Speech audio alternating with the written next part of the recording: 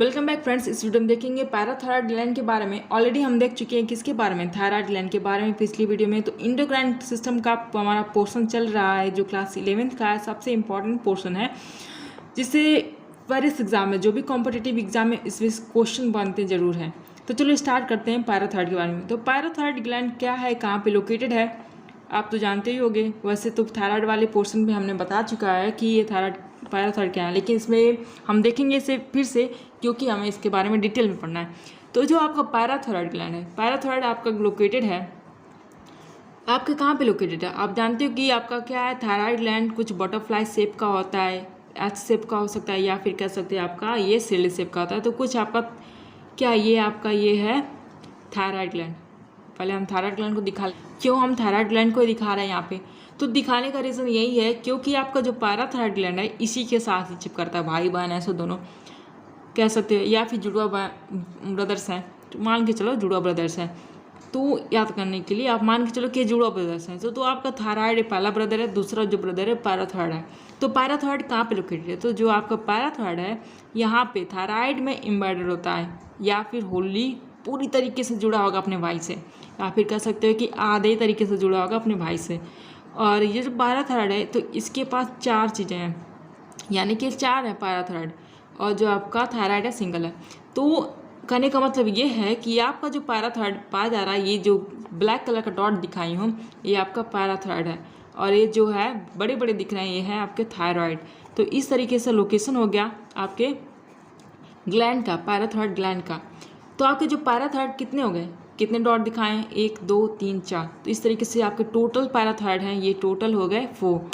और किस तरीके से एम्बेडेड है, तो एम्बेडेड होंगे या फिर होली, ये तो अलग है, इसको हटा दो अभी के लिए। जो पैराथायरॉयड कितने हैं, पैराथायरॉयड कितने हैं आपके हो जाएंगे 4, दिखाया है यहाँ 4 हो गए। और ये कितने हैं, क्या बोलते हैं, होली पूरी तरीके से, या फिर कर सकते हैं पार्शियली एम्बेडेड है, धंसा हुआ है। एम्बेडेड का मतलब होता है धंसा हुआ। तो एम्बेडेड है कहाँ पे, आपके किस में, थायराइड ग्लैंड में, तो एम्बेडेड है। और इस तरीके से तो लोकेशन हो गया।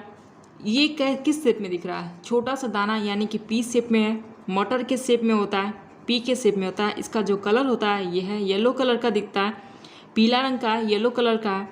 और येलो कलर का तो हो गया ये। और क्या कह सकते हो आप कि हर एक लोब में, जो थायराइड ग्लैंड के कितने लोब होते हैं, 2 लोब होते हैं, first lobe and second lobe. तो उसमें कहाँ पे लोकेटेड है, मतलब कितनी संख्या में है एक लोब में, तो एक लोब में 2 है। तो यहाँ पे मतलब एक लोब में 2 हो गया, तो इस तरीके से हर एक लोब में 2 संख्या होती है, टोटल 4 हो जाते हैं इस तरीके से। तो जो इसका अगर शेप की बात करोगे, एक्यूरेट शेप क्या है, तो ये ओवल शेप का दिखता है, ओवल शेप का दिखता है, ओवल शेप का दिखता है, या फिर कैसे तो पी शेप का है ना, तो ओवल शेप का दिखता है। और क्या है, ये स्मॉल साइज का येलो कलर का। इसके कुछ कैरेक्टर हो गए इस तरीके से आप देखोगे। इसके जो इंडोक्राइन सेल्स हैं, जो इंडोक्राइन सेल्स हैं, जो सेल सिक्रीट करती है हार्मोन, इंडोक्राइन सेल्स हैं, उसे क्या कह सकते हो आप, उसे कह सकते हो चीफ सेल, या फिर कह सकते हो पैरिएटल सेल, पैरिएटल सेल कह सकते हो आप, या फिर कह सकते हो क्लियर सेल। तो इसके इस तरीके से नाम हो जाते हैं। अब जो हार्मोन सिक्रीट करता है कि कौन सा हार्मोन सिक्रीट करेगा, तो ये जो हार्मोन सिक्रीट करता है ये सिक्रीट करेगा पैरेट हार्मोन।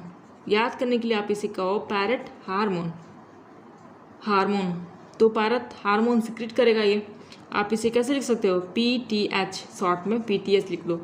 अब इसका सिक्रेशन आखिर बॉडी में क्यों होता है, why we need to secrete parathormones in our body. तो क्यों होता है आखिर सिक्रेशन, तो जब कैल्शियम का लेवल आपके बॉडी में क्या होगा, लो हो जाएगा, कम हो जाएगा कैल्शियम का लेवल, यानी कि आपके ब्लड में अगर कैल्शियम की अमाउंट कम हो जाती है, तो उस केस में जो आपका है जो पैराथायरॉयड ग्लैंड है स्टिमुलेट हो जाता है सिक्रीट करने के लिए ये हार्मोन। तो इस तरीके से जब कैल्शियम का लेवल, मान लो कैसे दिखा लो, कब सिक्रीट कब होगा, स्टिमुलेट होगा जब आपका कैल्शियम लेवल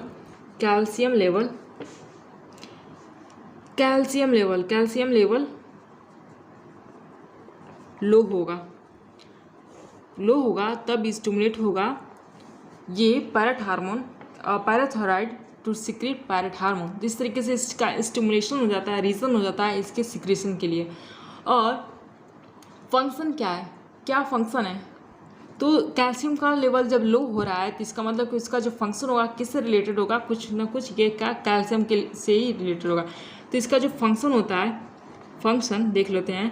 जो फंक्शन है, जो फर्स्ट फंक्शन है आपका इसमें है कि रिड्यूस करता है। आपके बॉडी में कैल्शियम के लेवल को फिर से मेंटेन करना है तो क्या करेगा, ये जो एक्सक्रीशन है, जो आप टॉयलेट करते हो, पेशाब करते हो, तो जो एक्सक्रीशन में आपका जो कैल्शियम के अमाउंट को अगर एक्स्ट्रा है तो उसको कम करेगा, यानी कि कम कैल्शियम आउट हो आपकी बॉडी से, उस चीज़ को ये इन्फ्लुएंस करेगा। तो रिड्यूस करेगा एक्सक्रीशन को, एक्सक्रीशन ऑफ कैल्शियम।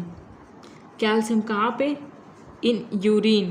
तो यूरिन में कैल्शियम के लेवल को रिड्यूस करेगा कि वो बाहर जाए, बॉडी से बाहर नहीं जाए, क्योंकि आपके बॉडी में कैल्शियम का अमाउंट ऑलरेडी कम हो रहा है।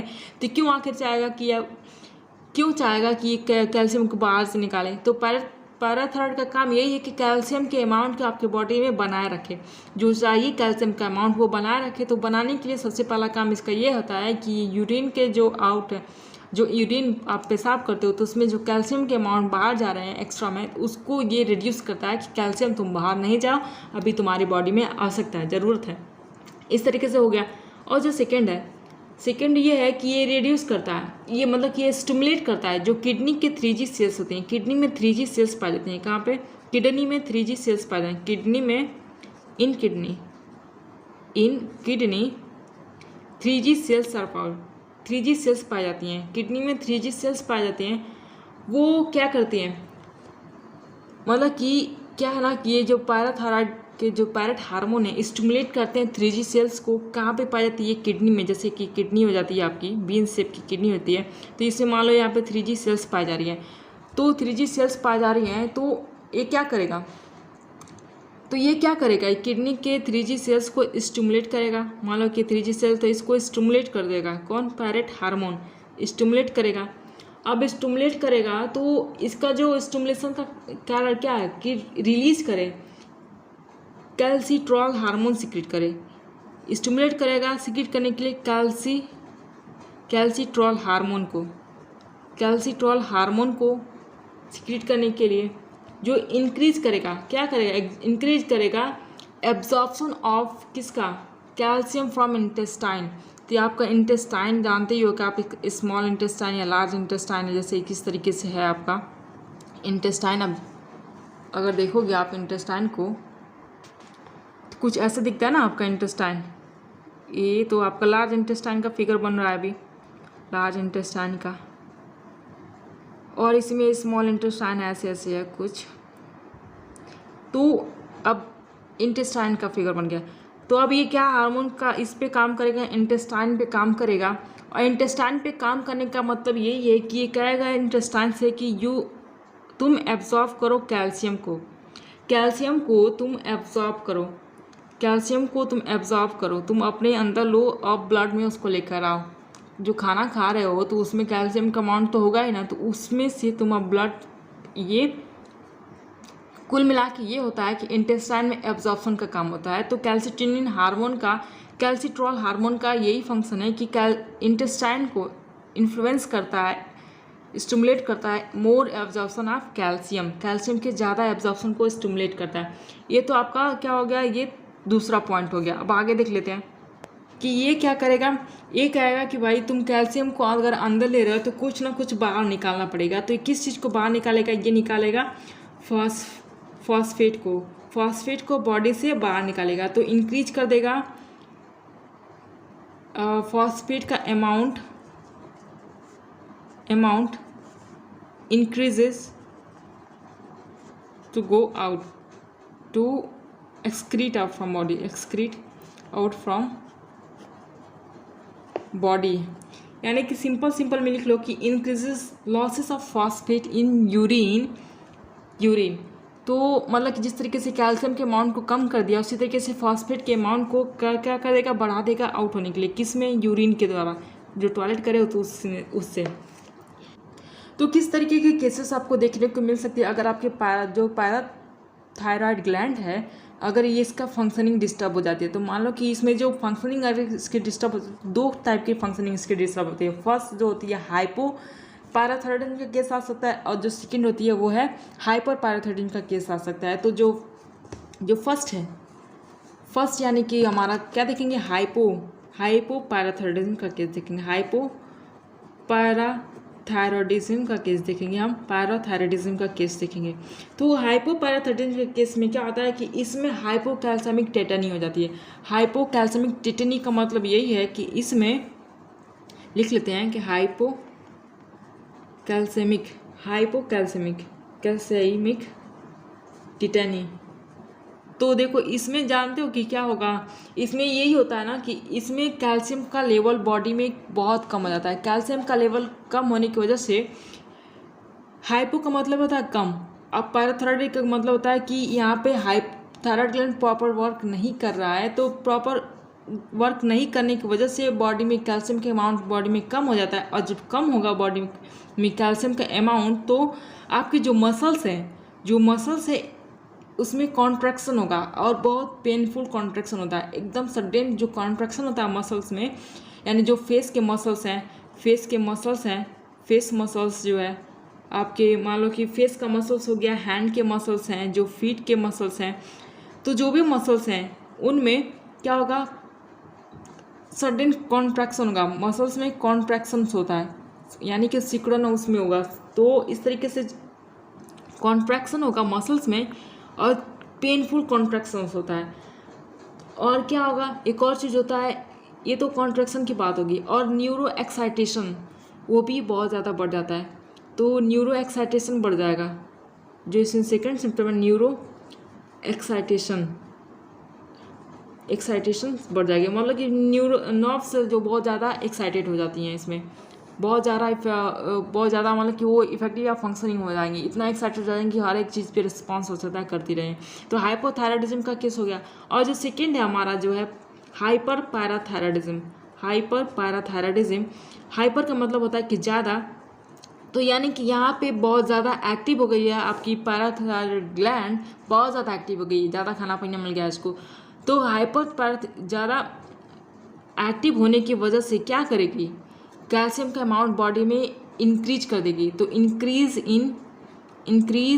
इन कैल्शियम अमाउंट अब कैसे इंक्रीज करती है, अब इंक्रीज करने का इसका तरीका भी बहुत अद्भुत है।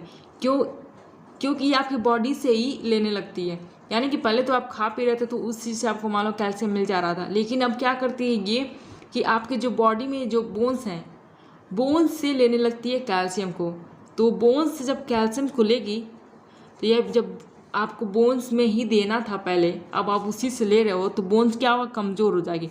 तो जब बोन्स से कैल्शियम को सेपरेट करेगी, सेपरेटिंग, मान लो लिख लें यहाँ पे, सेपरेट करती है, सेपरेट कैल्शियम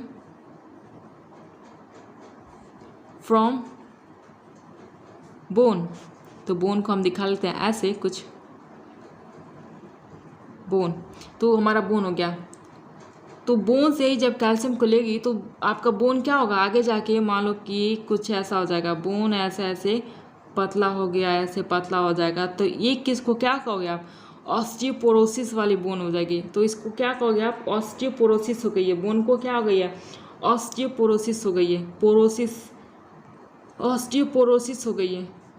और आपकी जो बोन है बहुत वीक हो जाएगी, कमज़ोर हो जाएगी, और ये इतनी कमज़ोर हो जाएगी उसको मारोगे तो टूट जाएगी।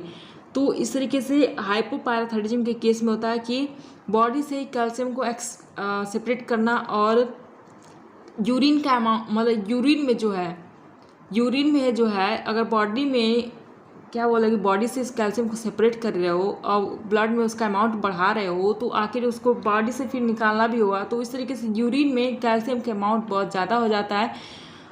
तो इस तरीके से आपका हाइपोपैराथायरॉयडिज्म और हाइपर पैराथायरॉयडिज्म का केस हो गया, और पैराथायरॉयड के बारे में हो गया। अब देखेंगे उसके बाद से एड्रेनल ग्लैंड के बारे में। तो देखा करो, क्लिप वॉचिंग और शेयर करो, वीडियो को लाइक करो, शेयर करो, सब्सक्राइब करो चैनल को।